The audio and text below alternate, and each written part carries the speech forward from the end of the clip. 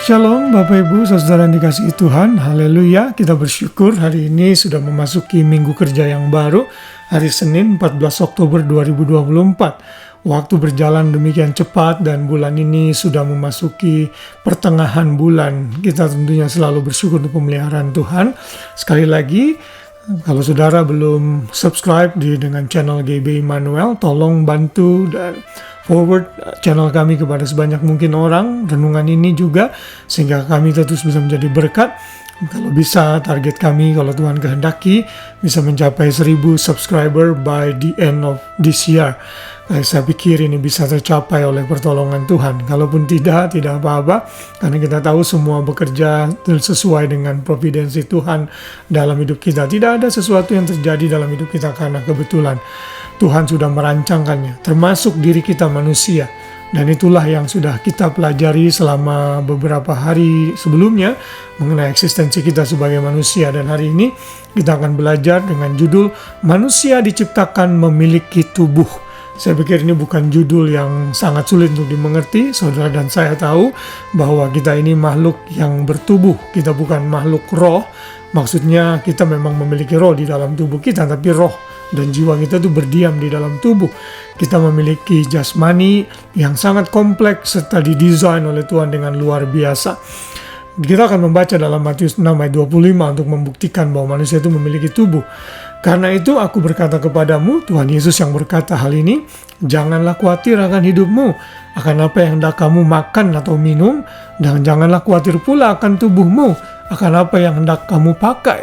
Bukankah hidup itu lebih penting daripada makanan, dan tubuh itu lebih penting dari pakaian? Ayat ini tentunya dalam konteks agar kita tidak khawatir. Kita memang memiliki tubuh yang memerlukan pakaian, tempat tinggal, juga makanan untuk kita bisa survive dalam hidup ini. Ini membuktikan bahwa memang Tuhan sudah menciptakan kita dengan memiliki tubuh. Kita tahu bahwa setelah manusia jatuh dalam dosa, tubuh kita ini mengalami kerusakan hari demi hari. Bahkan pada era modern ini, kita tahu umur manusia average sekitar 70-80 tahun saja. Kalau lebih dari itu adalah bonus yang kita terima. Karena itu kita harus percaya dan yakin bahwa tubuh kita ini diciptakan, dirancang oleh Tuhan dengan satu rencana yang indah. Tubuh ini tempat berdiamnya jiwa atau roh, saudara. Nanti kita akan lihat mengenai hal ini pada esok hari. Dan tubuh yang sudah jatuh dalam dosa ini tentunya memerlukan penebusan. Karena bila tidak, maka kita akan mengakhiri hidup kita dalam tubuh kita di neraka kekal, di mana tubuh kita akan menerima siksaan yang sangat mengerikan. Namun Tuhan tidak mau sebenarnya kita ada di sana. Tuhan mau agar tubuh kita berdiam di surga kekal.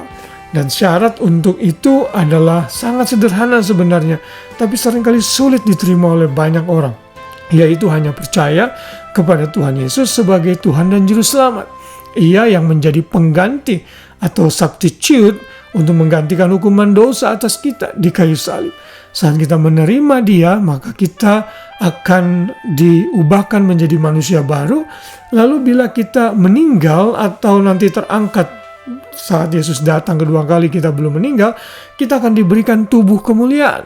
Tubuh kemuliaan ini akan berdiam di surga kekal, sehingga tubuh ini tidak bisa berdosa lagi. Tubuh kemuliaan ini adalah tubuh yang sama seperti Adam dan Hawa sebelum dia jatuh dalam dosa, sebelum Kejadian 3. Dan kita semua merindukan hal ini, karena tubuh kita semakin hari semakin merosot, saudara.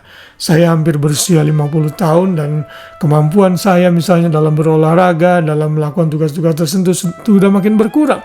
Mengapa? Karena akibat dosa itu terjadi dalam tubuh saya. Sekalipun secara roh saya sudah diselamatkan dan guaranteed atau dijamin, tapi tubuh ini belum sempurna ditebus sampai nanti kita menerima tubuh kemuliaan dalam kedatangan Kristus yang kedua kali.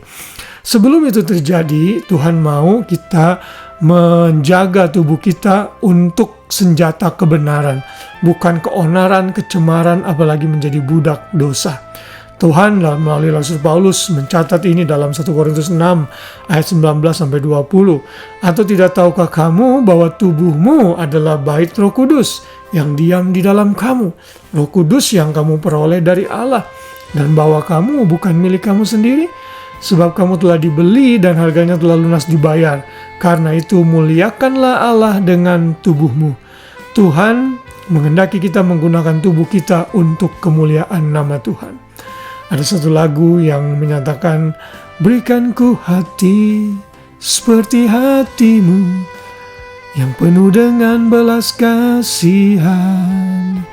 Nanti ada kata-kata yang mengatakan, jadikan mata kita seperti mata Tuhan, melihat tuaian, mencari jiwa-jiwa. Jadikan kaki kita menjadi sarana pemberitaan Injil, berjalan melangkah untuk menyampaikan damai sejahtera. Saudara, selama kita hidup di muka bumi ini dan sebelum Kristus datang, Tuhan mau agar tubuh kita digunakan untuk kemuliaan Tuhan. Jangan biarkan tubuh kita untuk menyaksikan hal-hal yang kotor dan jorok. Jangan biarkan tubuh kita digunakan untuk senjata keonaran dan hidup dalam dosa. Karena Tuhan tidak suka. Kenapa? Karena tempat tubuh kita ini didiami oleh Roh Kudus. Dan Roh Kudus akan berduka saat kita menggunakan tubuh kita untuk hal-hal yang bertentangan dengan kehendak Tuhan.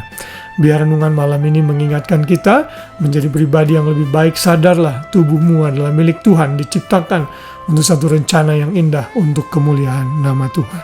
Selamat malam, selamat beristirahat. Biar kasih Tuhan menaungi kita semua, sehingga kita bisa tidur dengan nyenyak, dan besok pagi kita bangun dengan kekuatan yang baru dari Tuhan. Tuhan memberkati kita semua. Shalom.